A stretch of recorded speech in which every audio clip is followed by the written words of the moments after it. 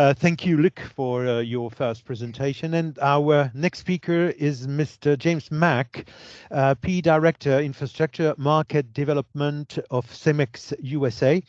And he will present us a extra-European perspective on pavement resilience with US experiences and recommendations. So, Mr. Mack, the floor is yours.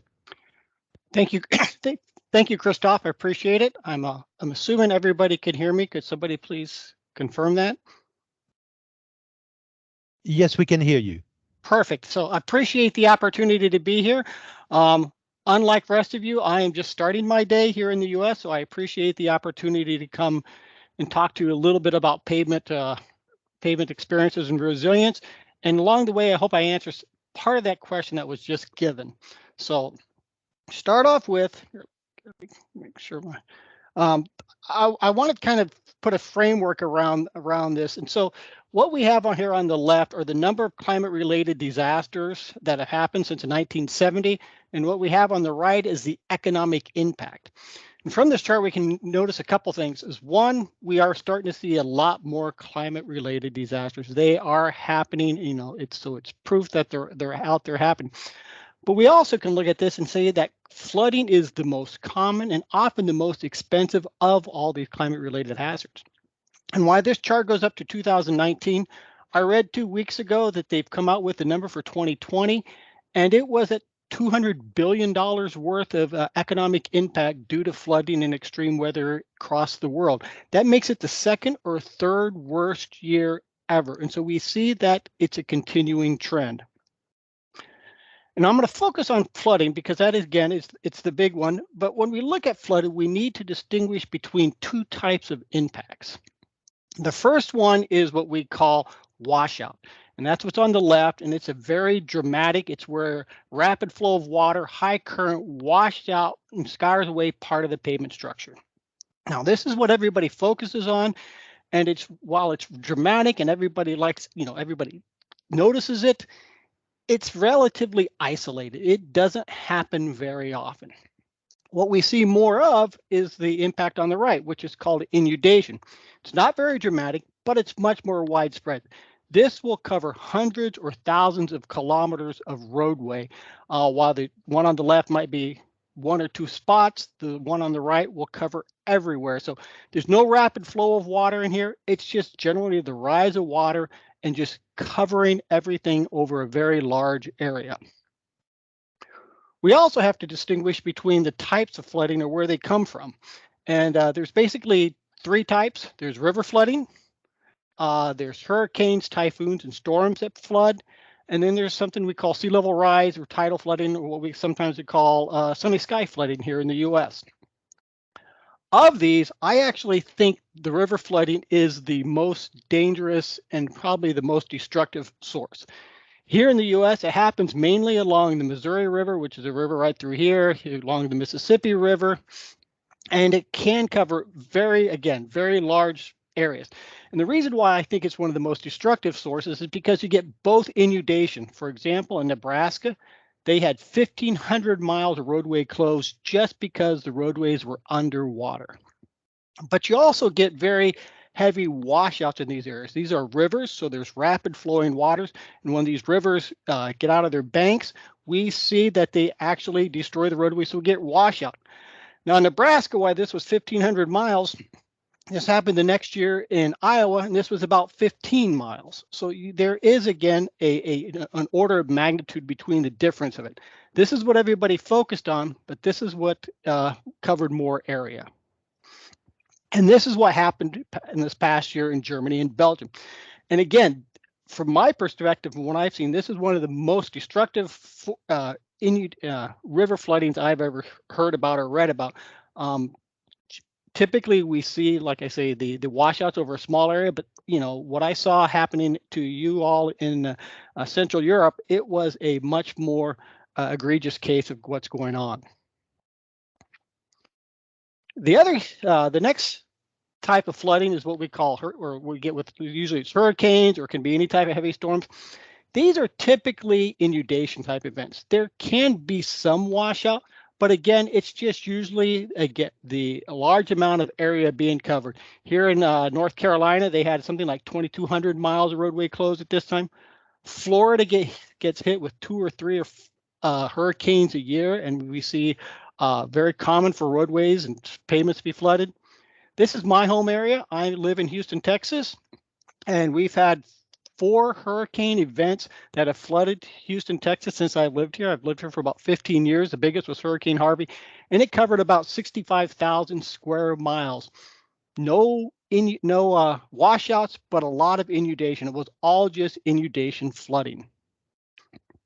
And the final one is sea level rise, and this is the most benign of the flood events. It's just the general rise of water. It can occur on a daily basis. It doesn't really impact. There's no flow associated with this. It's just the rise of water, and we call it nuisance flooding or sunny sky flooding. While it kind of is inconvenient, it also does destroy our pavement systems over time. And so we need to be able to address it. Now, to start addressing resilience with paving and those events that happen, we need to kind of understand how to define resilience and how to and have a framework around it. So this is a resiliency framework. It applies equally well if you're a building and you're dealing with fire, earthquakes, a country dealing with a pandemic. This is the general framework that it goes on. And so the way resilience is defined is I have a system here and it's performing along at some given level of performance, and then the event hits, such as flooding. And the resiliency is defined by 2 parameters. One is how big a drop in performance do I get, and how long does it take to recover? And in this system, a green is more resilient than the orange because there's a lower drop, there's a faster recovery time, and it recovers to a higher level of service. Now, in this system also, the blue is what we call a hardened system, because what we're doing at this time is we're building back better so that when the next event hits, we're going to have a smaller drop in performance. We may still get a drop in performance, but we're still going to be at a level that we can deal with. Now, the issue with pavements and resiliency is that we have to define what performance is. And there's 2 types of performance when it comes to pavements. There's functional performance, and that's basically, is the pavement open and can vehicles and the general public use it? It's relatively quick and easy to see. It's basically, can I drive on the roadway? And if I can drive on the roadway, if I don't have any washouts and there's no water on the roadway, I'm back to my functional performance or my functional resilience. The one we have to worry more about is what's called the structural performance. And this is the hidden one. This is the one nobody sees about. And once a pavement is flooded, what we can see is it can take years for that pavement to recover. And the entire time that pavement is being used, there's damage being done to that pavement. And so we actually don't really see the issues until all of a sudden our pavement systems are being rehabilitated 5 or 10 years earlier than we were expecting them to be. We also have to recognize that when we have flood events, that damage comes from 2 different sources and at times.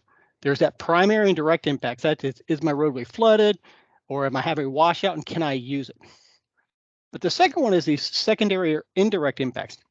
And pavements are a unique component, or unique system, because not only do they have to withstand the event or the climate change event, but they also play an important role in the recovery. We're going to use our roadways for rescue and emergent responses during the disaster. During the recovery, much like Luke talked about, we're going to have to do cleanup and rebuilding after the disasters, and we're going to load these pavements. And we're not going to wait for the pavement to recover. When people's lives are in danger, we're going to load these pavements. We're going to get people safe. We're going to worry about that. But as these after these disasters occur, we have a huge amount of material to remove away. This is again not too far from my house. From after Hurricane Harvey in Houston, Texas, after Hurricane Harvey, we had to remove about 200 million cubic meters of debris. And that, and 65% of that, I mean, this was a very common. So all this was removed in about 65% of this was removed in about the first month. That's about 8 to 10 years worth of loading on the streets that weren't designed for it. They just weren't built for that, So there's a huge amount of recovery, And then there's the rebuilding after. After all this is removed, there's all the trucks moving back in with rebuilding of these roadways. So we need to be able to withstand both. So when we look at pavement resilience, not only do we have to deal with the primary impacts, but we have to make sure our secondary impacts and kind of design around those too. So again, in this system, the green is more resilient than the orange because it's less drop, faster recovery, higher level of surface, but also less secondary damage. And so we need to be able to design our pavements to withstand the loading during the weakened state. So how do you do that? Luke kind of addressed this, and there's 3 ways to do it. One is we want to build in what's called robustness.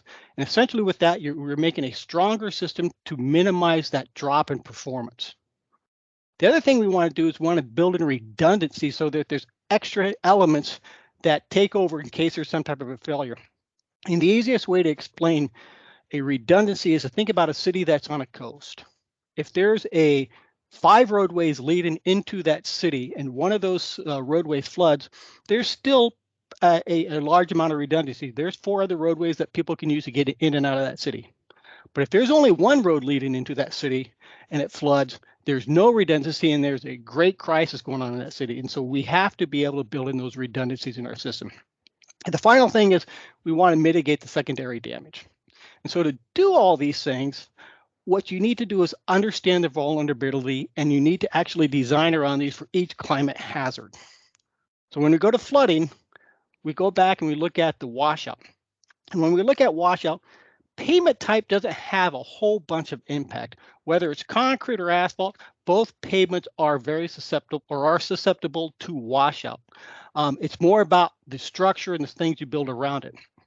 However, for inundation, pavement type does have a large impact, and the pavement type plays an important role in there.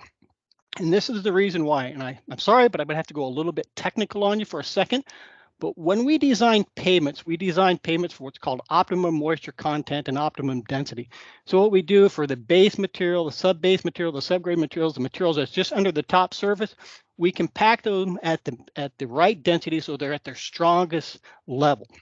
And the reason we do that is for an asphalt pavement, which is called a flexible pavement, as we load it, it delivers this large spike.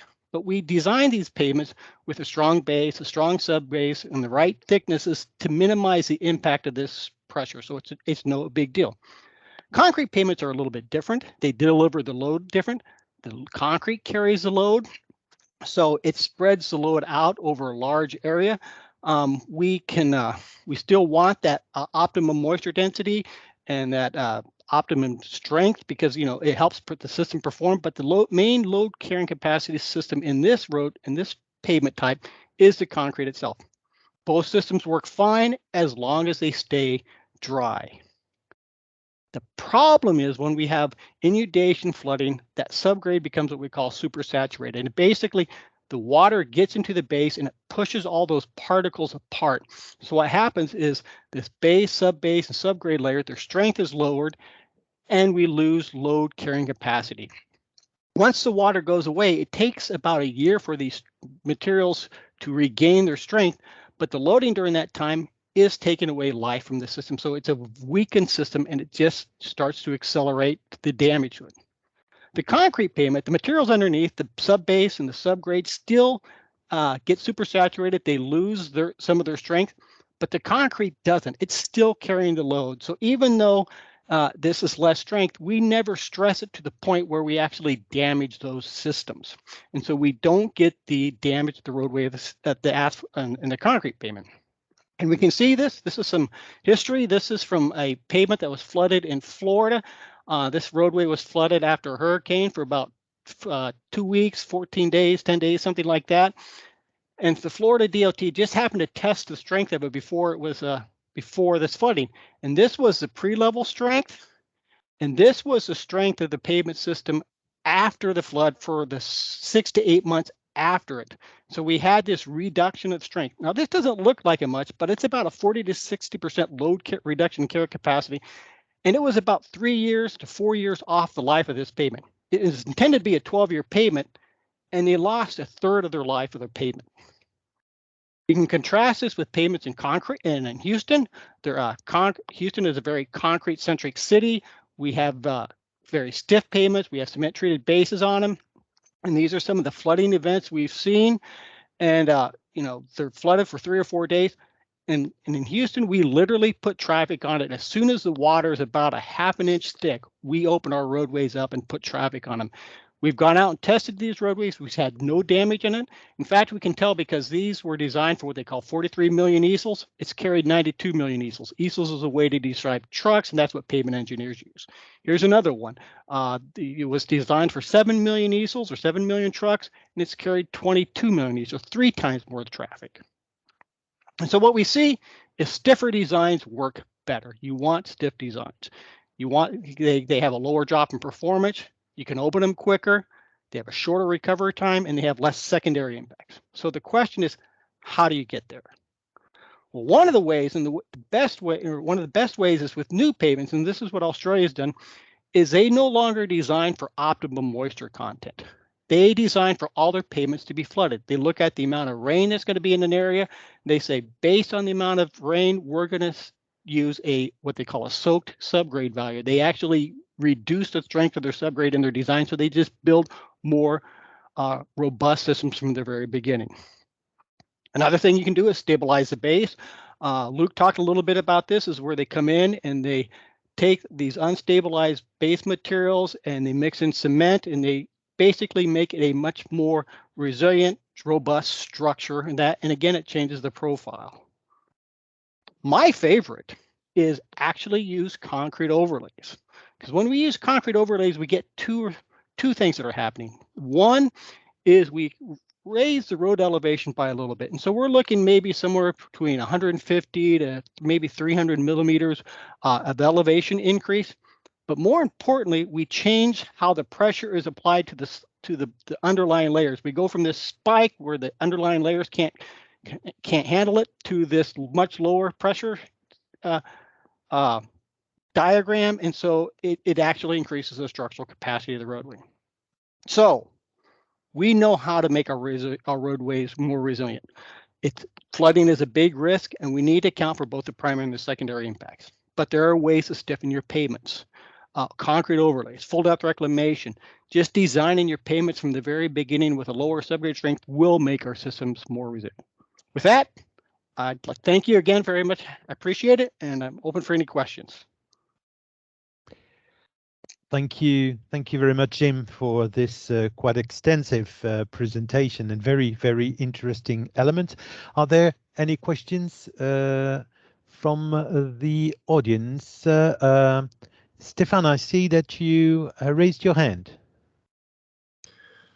Yes, thank you, Jim, for this great presentation. Very interesting. I have several questions, but the first one is, what does the federal government do right now about road network resilience? Is it a big topic? Is it part of a Biden plan? Yeah, what's going on this topic in the US? Yes, that's a great question. And in fact, yeah, it's becoming a much bigger topic. It started become a topic probably about a year and a half ago is kind of when it is. And now the states are all starting to talk about it. And when they first started talking about this, everybody was talking about, well, we're going to build bridges, we're going to raise the roadway over all of our roadways. And everybody quickly determined that's not a very cost-effective way. You can't raise 1,500 miles of roadway in Nebraska. It's just not feasible. So they're starting to look at ways to harden their system and how to do this. And so people are starting to look at all these other solutions to do this. It is a big part of the Biden Build Back program. And so another thing the states are doing is they're also kind of focusing on where they're having problems. One of the things we're doing is mapping out much better where are pavements that are going to be flooded and how do we upgrade those. And one of the things that Luke talked about earlier was competition. And so in several states they're looking at, hey, we want more competition between the concrete and the asphalt industry. We need to build more resilient roadways. Concrete are more resilient. Let's put concrete in those flood prone areas. And that's kind of where they're looking at putting a lot of concrete pavements now. Okay. Thank you. And then I had a second question, you partly answered it. I've seen in your footnotes that some of the models for resilience came maybe from federal highway. Yes. So is it a public or a governmental modelization of resilience? And did they reach the conclusion themselves that they need stiff pavement to solve the problem? Here in the U.S., we have the federal government, but we also have each state, and each state does its own thing. And so this is kind of a conglomeration of several states, several countries, research looking at it. And the general feeling is, yes, different pavements are what they need to be going to. And so like a lot of this research is from Louisiana. Another good part of it is from Australia. A lot of it's from Missouri and Iowa. And they're the ones who have had the problems that have done most of the research. So now a lot of it's getting out. I will say the U.S. government is just starting a very large research project where they're looking at the functional or the structural resilience of pavements, and they're going to fund about $1 million research to look at that, and that's going to hopefully start in March or April. Okay, thank you. I have another question, but maybe Christophe, if you see somebody else. No, I don't see any other question. But if you have another question, Stefan, can you do it very quickly because we're already 15 minutes late. Just one question. You said you like very much the concrete overlay solution. Do you have an idea of the type of cost per square meter we are talking about, or per kilometer? I don't know. Yeah. No, that's a good question. The cost. It kind of depends across the U.S. where we're at, but we're finding for the most part the concrete overlays are cost competitive with any asphalt solution right at the beginning. They are some places it's 5% more expensive, other places it's 5% lower cost. So they are not here in the U.S. are not way out of cost differential versus the asphalt payments at this point. They are kind of on par, and it depends on the particular solution looking at, but that's where we're at with those. Thank you. Yep. Thank you very much, Jim, for this presentation and all your answers. And we go now for